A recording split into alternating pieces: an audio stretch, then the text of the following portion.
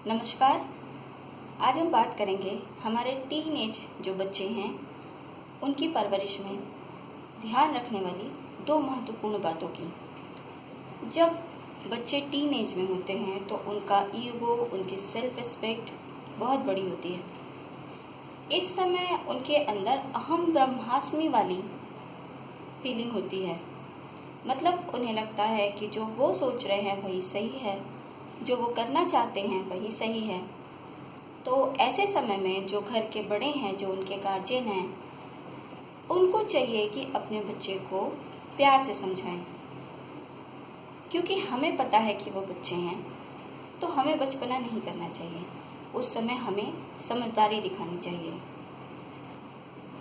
सबसे पहली बात जो ये है कि अगर आपके घर में दो बच्चे या दो से ज़्यादा बच्चे या अपने दो बच्चे जो टीनेज के हैं, उनमें कभी भी तुलना मत कीजिए। जैसे कि हर फूल का रंग, रूप, खुशबू अलग होती है, उनके खिलने का समय अलग होता है, वैसे ही हर बच्चे का व्यक्तित्व, उसकी क्षमता, उसके गुण, उनके निखरने का समय अलग अलग होता है। तो जब हमारा बच्चा टीनेज में होता है तो उसकी जो भावनाएं होती हैं वो अपने तीव्रतम स्तर पर होती हैं। उसे किसी बात का बुरा जल्दी लग सकता है और यहाँ पे उसे किसी बात का बुरा लगना बहुत घातक भी हो सकता है। जैसे मान लीजिए कि आप किसी बच्चे को किसी बात के लिए टोकते हैं या बार बार उसे ऐसा फील कराते हैं कि वो यूजलेस है, तो उस समय वो आपसे, अपने परिवार से कटने लगता है। उस समय जब वो बाहर की तरफ उसका झुकाव होने लगता है, वो बाहरी लोगों से जुड़ने लगता है, तो हर बार ज़रूरी नहीं है कि उसे सही लोग मिलें।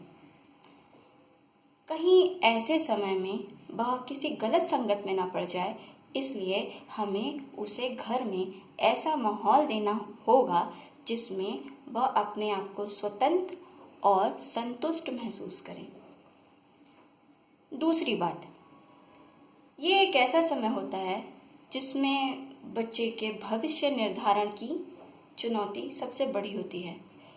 उस समय उस प्रश्न को लेके आप बच्चे के साथ रहिए, बच्चे के चुनाव में उसका साथ दीजिए, बच्चे पे अपना चुनाव मत थोपिए।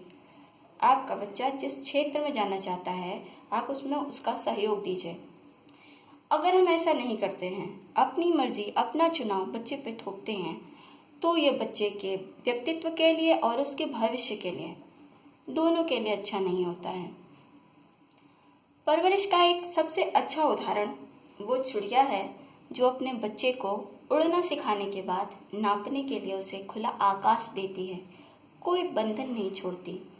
तो उसी तरह एक गार्जियन के रूप में हम अपने बच्चे को एक अच्छे संस्कार, एक अच्छा इंसान बनाने तक ही अपने अधिकार को सीमित रखें तो बेहतर है। उसके बाद जिंदगी उसकी, फैसले उसके, साथ और सपोर्ट हमारा होना चाहिए।